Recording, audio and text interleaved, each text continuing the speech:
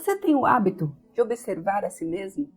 De perceber as suas próprias atitudes, pensamentos, emoções e sentimentos?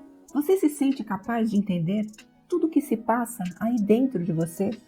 Ou você é daqueles que vai deixando a vida te levar, empurrando com a barriga, de forma inconsciente e refém das circunstâncias? E agora, você sente que você está abarrotado dessas coisas aí dentro de você e você não sabe como se livrar delas? Então, eu vou apresentar aqui para você o primeiro dos 3 passos para eliminar as suas crenças limitantes, de modo bem prático, para que você possa identificar as suas crenças e assim compreender melhor a si mesmo.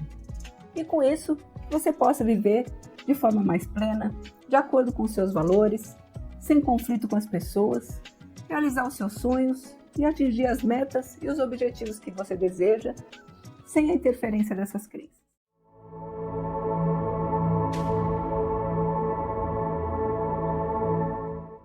Esse é o 6º capítulo do episódio Os 3 Passos para Eliminar as Suas Crenças Limitantes, que faz parte da série Os Segredos da Alma, uma série sobre autoconhecimento para ajudar você no seu desenvolvimento pessoal.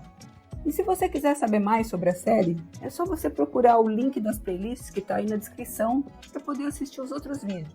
Se inscrever no canal para acompanhar os novos episódios e clicar no sininho para receber todas as notificações.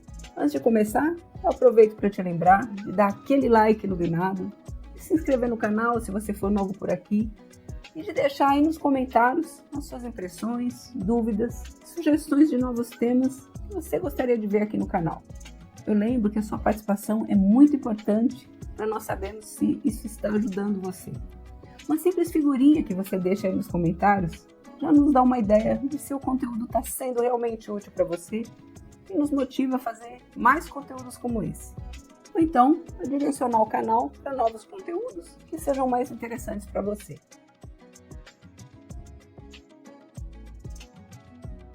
Primeiro, vamos falar quais são os 3 passos para você eliminar suas crenças limitantes. O primeiro deles é identificar, o segundo é desprogramar e o terceiro é reprogramar. Hoje nós vamos falar do primeiro passo, que é a identificação das crenças limitantes.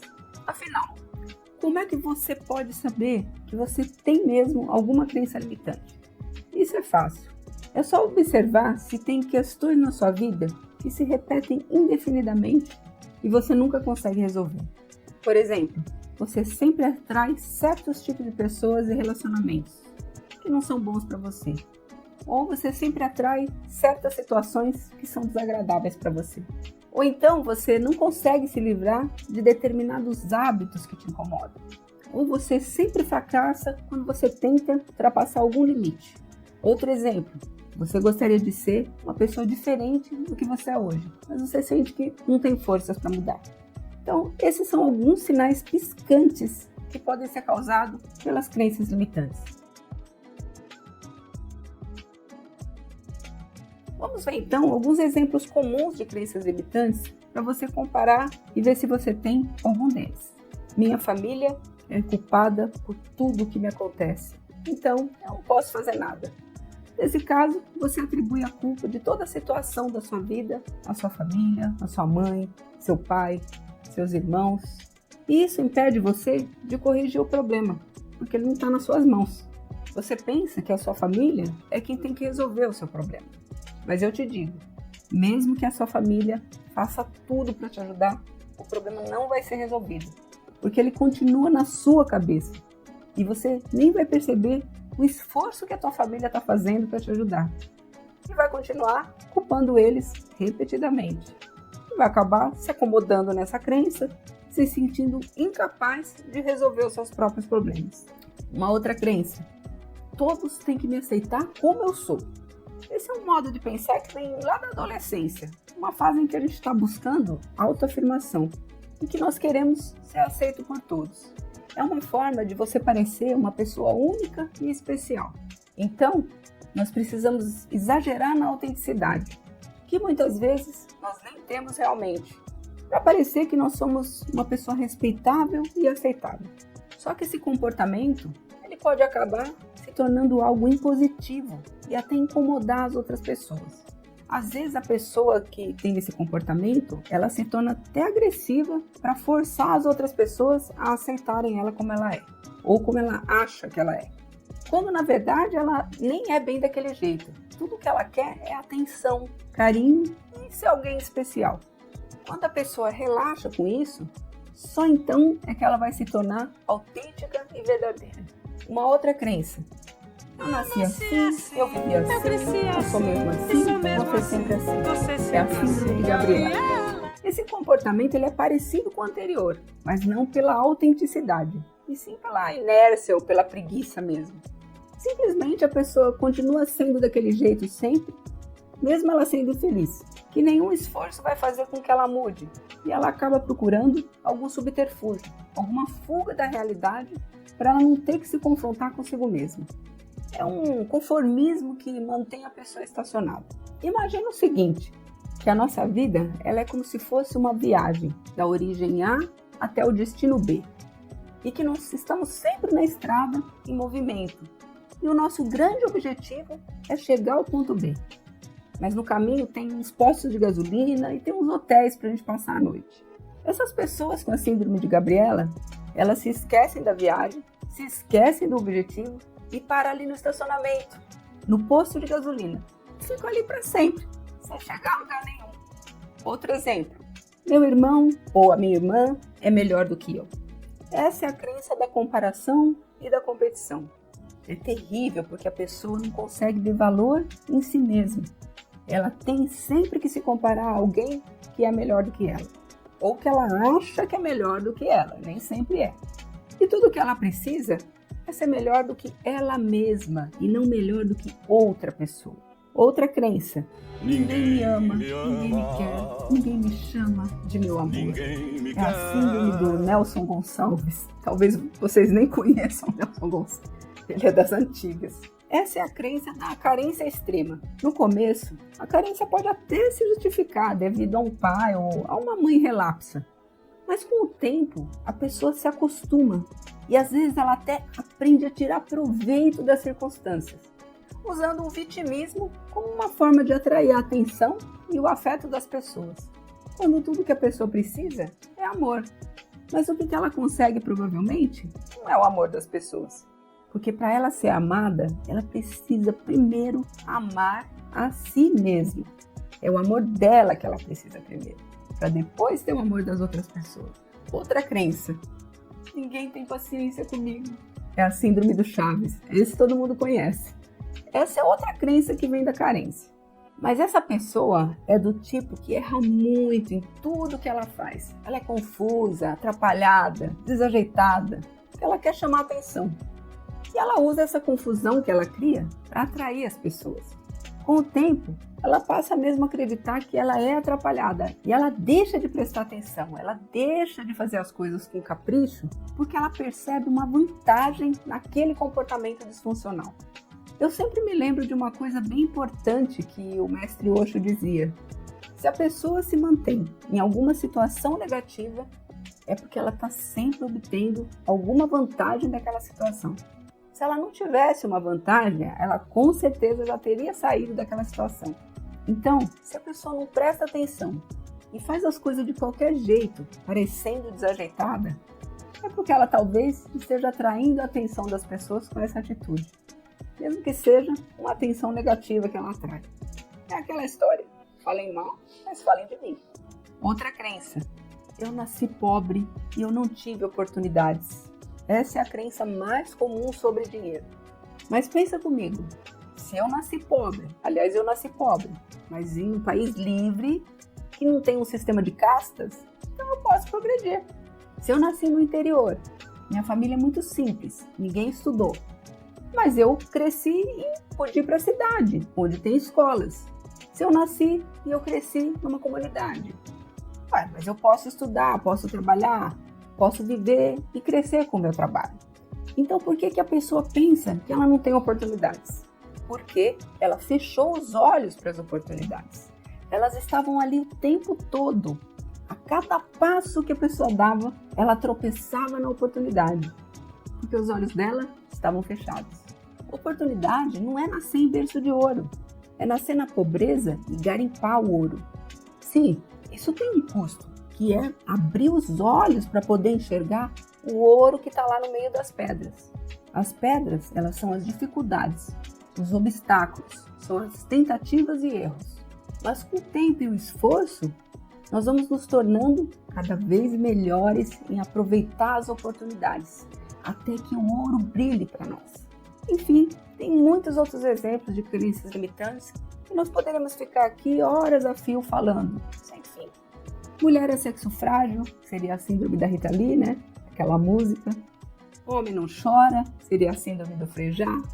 Quando a gente ama, não pensa em dinheiro, só se quer amar, né? Síndrome do Tim Maia, uma casa e uma cabana. Uma outra, se eu me separar, eu não vou aguentar, não vou sobreviver. Ou então, a maioria das pessoas é pobre porque não há recursos para todos. Essa dói. E tem aquela bem antiga, que é da Bíblia, inclusive, né? É mais fácil um camelo passar pela cabeça de um alfinete do que um rico entrar no reino dos céus. Tem uma outra que é: dinheiro é a raiz de todo mal. E tem uma outra que também é semelhante a essa, que é: não sou merecedor de ter dinheiro. Enfim, tem uma série de crenças aí que a gente poderia dar exemplos. Se você quiser que eu fale aqui no canal mais detalhadamente sobre uma crença específica e como você pode trabalhar essa crença, é só você anotar aí nos comentários, tá bom? Enfim, esses são os exemplos mais comuns de crenças. Mas o mais importante é que cada pessoa identifique em si mesma as suas próprias crenças limitantes, para que ela possa modificar. E há várias maneiras de identificar essas crenças limitantes. Então, eu vou apresentar para você 3 maneiras que eu considero eficientes para você identificar as suas. Uma delas é a autoanálise, a outra é a análise assistida e a outra é a meditação. Então, vamos a cada uma delas.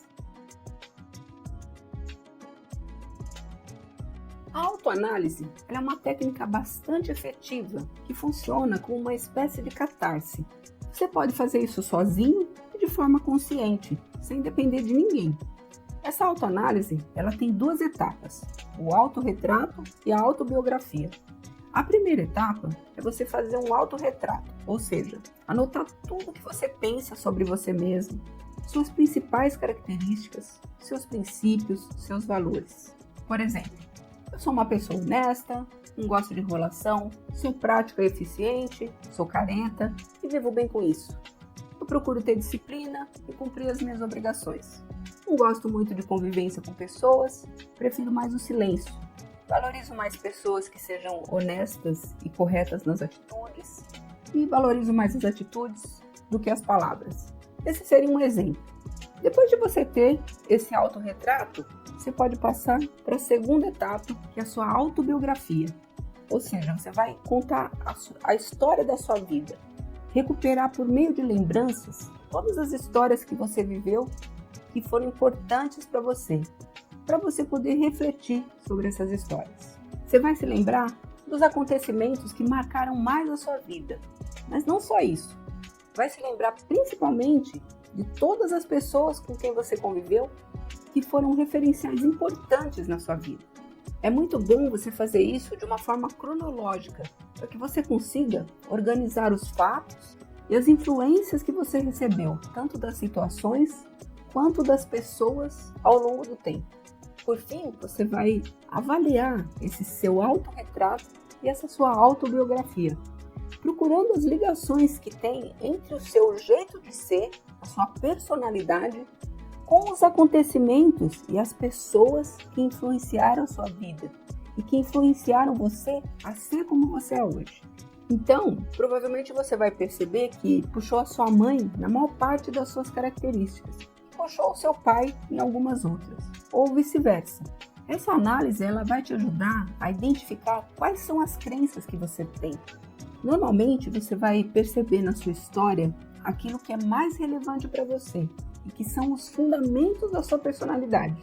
E aí talvez você possa identificar quais desses princípios, valores e crenças têm relação com os problemas que você está vivendo hoje. Se você decidir usar essa técnica da autoanálise, Você pode escolher um dia calmo, tranquilo, se sentar num cantinho tranquilo, onde você possa permanecer em silêncio, sozinho consigo mesmo. E você pode usar algum instrumento de catarse para você se expressar, usando a sua linguagem preferida dos sentidos, ou seja, pela visão, pela audição ou pela sensação. Se você é uma pessoa mais visual, você pode ligar a câmera do seu celular e gravar um vídeo falando para a câmera, fazendo seu autorretrato e depois contando a sua história de vida. Já se você é mais auditivo, você pode gravar áudios. Ou se você for mais sinestésico, como eu sou, você pode escrever a sua própria história num caderno, num editor de texto ou mesmo em um bloco de notas no seu celular. Essa catarse, ela pode ser feita em várias sessões, não precisa ser tudo de uma vez. Claro que se você é um adolescente ou um adulto jovem, essa sessão vai ser mais rápida. Mas para uma pessoa lá na faixa dos 40 anos em diante, a sessão vai ser um pouco mais demorada e um pouco mais difícil de lembrar também. Depois da catarse, você deve deixar passar uns 2 ou 3 dias para pegar de novo aquele material que você criou e analisar com calma, para poder identificar as crenças que podem estar embutidas aí na sua fala ou nos seus textos, nos seus áudios. Dar esse tempo ajuda a baixar a poeira das emoções, porque quando você falou lá no áudio, no vídeo, ou você escreveu, aquilo veio com bastante emoção muitas vezes. Então você deixa passar esse tempo para essas emoções assentarem, se acalmarem. E aí você pega de novo para poder analisar com mais calma quando essas emoções já não vão estar interferindo muito. E assim você vai conseguir analisar tudo isso que você colocou para fora de você com mais racionalidade, com mais objetividade. A análise assistida, ela também é uma técnica efetiva. É praticamente igual à autoanálise, com a diferença que a pessoa não vai fazer isso sozinha, e sim com outra pessoa para contar tudo.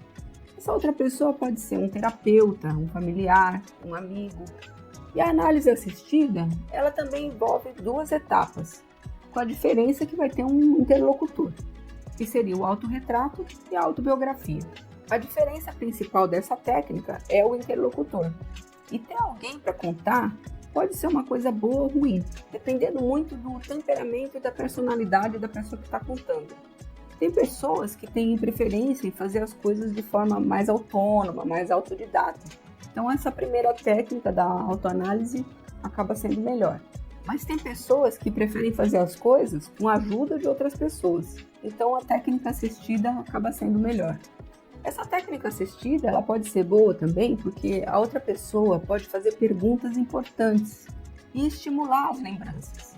Ela pode fazer comentários interessantes que vão ajudar a identificar as crenças. Mas o oposto também é verdadeiro. A outra pessoa pode fazer algumas perguntas que são desconcertantes, fazer alguns comentários inadequados que, ao invés de ajudar, acaba atrapalhando a catarse e desviando os objetivos de encontrar essas crenças limitantes. Enfim, você deve fazer da forma que você se sentir melhor. No meu entendimento, a melhor técnica para identificar as crenças limitantes é a meditação. E por que eu penso isso? Porque as técnicas de análise, elas só funcionam no nível consciente, mas a meditação, além dela nos trazer a intuição, ela também funciona no nível inconsciente. Porque é no inconsciente que ficam aquelas informações que nós já não lembramos dela, mas que elas interferem nas nossas ações, pensamentos e sentimentos. E é justamente lá que ficam as crenças limitantes. Esse lugar da memória é onde deixamos todos os nossos automatismos, toda a informação que serve de subsídio para as nossas ações automáticas. Exemplo, você aprendeu a escovar os dentes, a comer com garfo, a andar de bicicleta, a ler, a escrever, a dirigir um carro, fazer conta de somar, subtrair, multiplicar, dividir. E que maravilhoso você não precisar ficar pensando cada vez que você vai fazer essas coisas, né? O automatismo, ele é algo bom e ele é essencial à nossa sanidade. Quantas coisas você aprendeu ao longo da sua vida e você faz essas coisas sem a menor consciência? Já pensou se você precisasse pensar cada vez que você escovasse os dentes? Sabe o tanto de energia que é gasta pelo seu corpo para pensar e realizar uma ação qualquer? Somos automáticos, graças a Deus. O automatismo, ele é uma forma de proteção do nosso corpo e da nossa mente, de proteção e de conservação de energia. Assim, é imprescindível que boa parte das ações que nós realizamos sejam aprendidas logo nas primeiras repetições e sejam armazenadas lá nas profundezas da nossa mente, formando o nosso inconsciente. Mas como nós vivemos na dualidade, tudo por aqui é uma faca de dois legumes. E a mesma vantagem de guardar no inconsciente os nossos aprendizados para automação das nossas ações, também é a desvantagem de guardar as nossas crenças limitantes. Por meio da meditação, nós conseguimos ter acesso às profundezas do nosso inconsciente para buscar e identificar as crenças que estão nos limitando. A meditação, ela nos ajuda a acessar o nível subconsciente e o nível inconsciente, aquele em que nós armazenamos as informações que estão nos levando a agir, mas nem percebemos, porque elas estão tão arraigadas em nós que parece que são parte de nós. Na verdade, são informações que nós já nos esquecemos, mas elas são a base de tudo que nós fazemos. Muitas pessoas conseguem meditar e entrar em um estado profundo de regressão e identificar as crenças que surgiram na vida adulta, na adolescência e até mesmo na infância. Só o fato de ter a consciência de como aquela crença surgiu, muitas vezes é suficiente para mudar completamente o jeito de pensar e de agir da pessoa daquele momento em diante. E tudo isso com a prática da meditação. A meditação ela pode nos levar para níveis ainda mais profundos. E nós podemos chegar até mesmo em vidas passadas, em busca dos traumas e de situações kármicas que nos afetam atualmente como crenças limitantes. Posso contar para vocês um caso de uma pessoa que eu conheci que sofreu de obesidade. Então eu fiz com ela uma regressão a vidas passadas, que não deixa de ser uma forma de meditação guiada. E ela descobriu que ela viveu num país africano. E lá ela passava muita fome. E ela era só pele e osso. Foi uma vida de extremo sofrimento que ela teve. Na vida atual, desde criança, ela sempre comeu muito, para se manter com reserva de energia no corpo. E aí ela não consegue emagrecer. Porque ela sente dentro dela que ela precisa manter o corpo com essas reservas. Então ela precisa fazer um trabalho para eliminar essa crença limitante que veio lá da outra vida e entender que ela precisa chegar num equilíbrio. Então é isso. No próximo capítulo do episódio sobre crenças limitantes, nós vamos falar sobre o segundo passo para eliminar essas crenças, que é desprogramar. Essa ideia de desprogramar, ela soa um pouco estranha para você? Você sabe o que é um programa? Será que uma crença é um programa? Será que é possível apagar uma memória que está programada lá no nosso cérebro? Então, assista o próximo capítulo para saber. Antes de encerrar, quero agradecer a você por ter ficado comigo até o final e espero que tenha sido útil para você. Aproveito para te lembrar de dar aquele like iluminado, de se inscrever no canal e de postar aí os seus comentários. Também agradeço a todos os criadores de conteúdo por disponibilizarem os seus materiais e as plataformas por disponibilizarem os seus espaços para que possamos apresentar e divulgar os nossos conteúdos. Desejo a todos os seres uma vida plena, com muita luz, e que você siga o seu caminho na mais santa paz. Namastê!